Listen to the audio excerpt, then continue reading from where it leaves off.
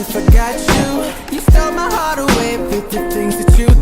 And lately, you drive me crazy, babe. What's going on, CM Squad? Welcome back to another story time. This will probably be more or less one of the last ones for a while. I got home later than I expected today because I expected to be getting home maybe around like 4 o'clock, and I didn't get home till almost 7. So we wanted to vlog today, but we ended up not doing that. But we already had this story time planned anyways. Just wanted to do like 2 videos in one day so we could be ahead for a little while and we could have something to lean back on. But today, as promised, we're going to be talking about the birth story of how baby came. I almost passed out 4 times, and Catherine had the baby, almost had the baby when I wasn't there. So, starting off, It's been almost a whole year since he's been conceived. yeah, it's been It'll be almost a a whole year. in 4 days. So, the 9 months overall was pretty solid. It was pretty easy going, actually. Yeah. It wasn't as bad as I thought it would be. I mean, I'm pretty sure Catherine had a lot of pains and everything during. I found out I was pregnant a month in, and I had no clue I was.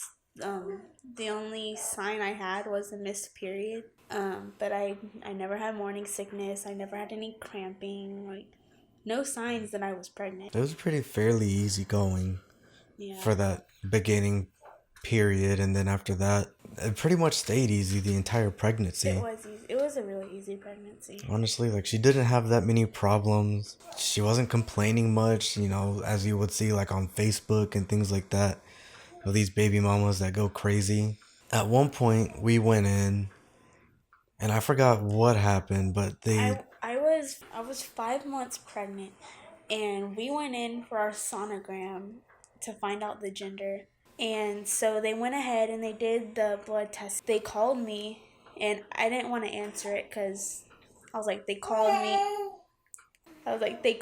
They had to have found something. She wrote a note in my online portal for the doctor's office. I was in the restroom at the time, and Mike was just on the couch, and I didn't even talk to him. I just went straight from the restroom to the computer, logged into my portal without saying a word to him. And he was just like, what's wrong? And I couldn't talk. And I'm sitting on the computer, like, trying to hold back tears, but they were slowly coming out. And I could barely get out saying that they found something. There was a possibility that he might have something called trisomy 18. It's basically that further on along in the pregnancy, you'll either miscarry, have a stillbirth, the baby won't live past a week of life. We didn't know how to take it in. We didn't.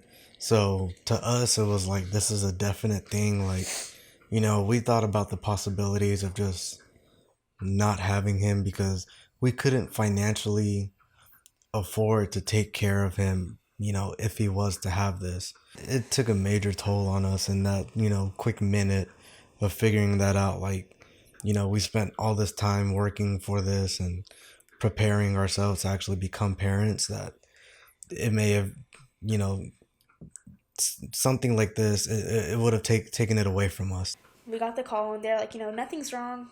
He doesn't have trisomy 18. He was perfectly fine. They said he was growing. He was growing in like the 90th percentile for weight and length. So they said that he was perfectly healthy, perfectly fine. And that was just like a huge weight on our shoulders, just instantly gone. I was 35 weeks pregnant, and we went into our appointment. We went in for a normal checkup, and my blood pressure was high, and they were like, we're going to admit you into the hospital for 24 hours. I went straight from our doctor's office room to my actual room.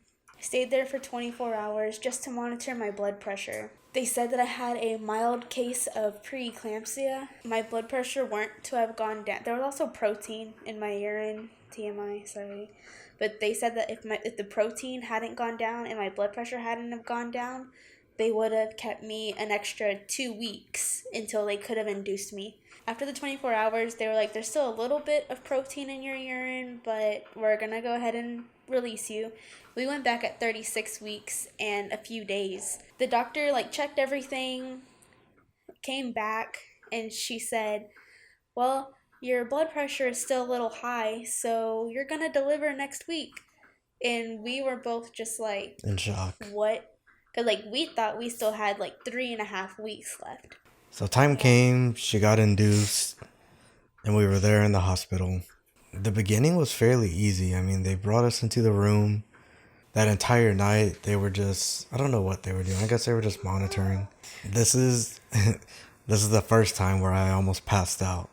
So he had the scissors that have really long hands, but on the end, they're so big, and you can hear him snipping things, and it sounded like he was snipping skin and everything else, and just digging the scissors in, and I could hear it. So when it came to those sounds, I could just feel everything in my throat and stomach just drop, and I was like, okay, this isn't a good sign for me. And I start to see blood on his gloves, and I'm not good with blood in the first place. So I see that blood, and I feel that same feeling of everything in my throat and my stomach just drop hard. By that time, he was already finishing. And so once I took a step to the side, I almost lost my balance, and I just instantly went dizzy. I just got this feeling from top to bottom of just it felt just a heat wave went through me of 100 degrees.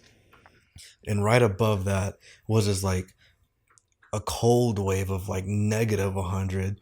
And I can just feel it go through my body in a split second. I had to catch myself on the bed.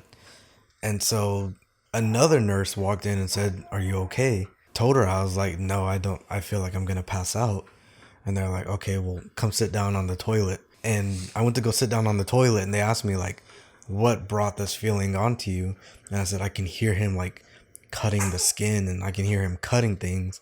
And I saw the blood on his gloves, and I was rocking back and forth, and I was I don't feel good. I'm ready to throw up, everything. And I told her, I was I feel like I'm genuinely going to pass out. Once we all went out and we were eating and everything, we had finished eating, and her parents had just shown up, and my parents were already there. Not even 10 minutes of him walking out. Yes. This happened. So once we finished eating and everything, we were all downstairs just talking, and we were all getting ready to head up. And she texts me, "I'm getting ready to push." And I booked it to the elevator. I pushed the button maybe 1,000 times. And as soon as the elevator came, as it was opening, I threw myself between the spaces, and I pressed the closed door, and I pressed the second floor button, and I ran to the room. And sure enough, as I got there, she was getting ready to push. She was contracting really hard and just getting him lower and lower. And during this time, I felt myself getting ready to pass out again, towards the end. He was standing by my legs for a little bit, and then when I think you only stood there for 1 or 2 pushes. Couldn't handle it anymore. After that, he came up by my head. He had to sit down by my bed, and he basically was facing the wall. He started seeing blood on the on my doctor's hands and everything from me pushing. And I couldn't deal with that. Once I saw the blood, I could feel that same feeling coming onto me. So I had to sit down because they said, we don't want to risk you being on the other side of the hospital while she's already on this side. Time goes on, she starts pushing, he gets past the pelvic bone, and they call in the doctor to come deliver the baby. So she comes in, I turn around because by this time there were so many nurses in the room, and the doctor finally came in, that I had to put myself in the corner and look away from everything. And I turned around, and they were just, looking, making sure everything was fine. And she turned around, the doctor turned around and said, "Hey, bring this over here." And she waved her hands, and there was just blood all down her hand.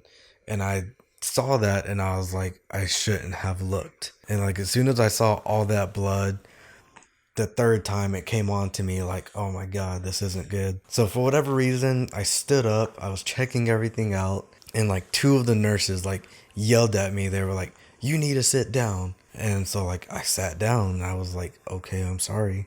Once that happened, he came out, everything was perfectly fine. As soon as he came out and he started crying, Yeah, I started and crying. then I started crying. So I turned around to like see him, and when I did, every nurse had blood on their hands, and I was like, oh my god. So And of course, he had blood on him, but he was already laying on my stomach. so that was the fourth time I almost passed out, and they were like, do you want to cut the cord? I said no, I couldn't, because the other nurses that were in there didn't know that I couldn't handle the blood. So I had to tell them like, I can't look at all the blood or else I will pass out. And they just laughed it off. They did everything. They took him away from her, and then they cleaned him all up. We all laughed for a little bit because he only let out like 2 little cries, and then he started sneezing. Yeah. So we were all like, "What?" And so they laid him down. They washed him all off. Got everything off of him. He started peeing everywhere, which was funny. I was getting stitches at the time. I didn't know what was happening. I didn't look, and I just went to go look at him. I sent my mom pictures. I went out, grabbed everybody. They came in. After that, everything was smooth sailing. He's healthy. He's fat. He's junkies. And he's a really great baby. We couldn't ask for anything better.